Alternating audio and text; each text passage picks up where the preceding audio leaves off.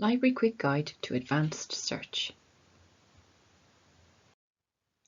Advanced Search.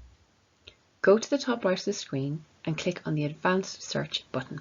And when the screen changes, we'll use the All These Words search box to add multiple keywords. You don't need to type the word "and" between them. We'll search for the phrase reflective practice nurses for this example. When you've typed that in, remember to choose what resources you want the catalogue to search and click on the Advanced Search button at the bottom right of the screen. This will return a large number of results, but we can limit them again using the options in the right-hand sidebar. Going back to Advanced Search, this time we're going to use the second box, the exact phrase search box, for specific terminology and to reduce the number of results we get back. You don't need to type in quotation marks. We'll use the same phrase again.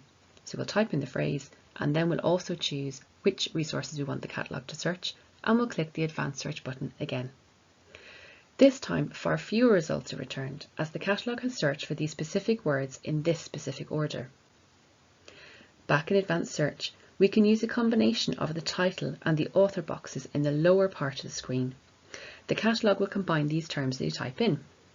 This is really helpful for searching for articles where you have the full details. For example, you might have read them in a reference list.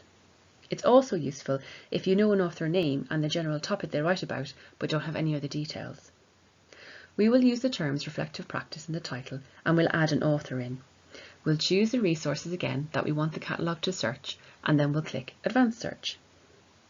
This time a much lower number of very specific results will be returned. It's important to remember that it might take several searches and refinements to find information for your assignment. Don't give up. Remember to ask your tutor or librarian for help if you're struggling to find relevant material.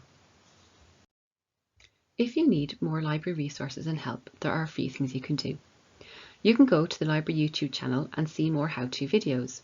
You can use the study guides in Moodle or the guides on the new Google Sites portal.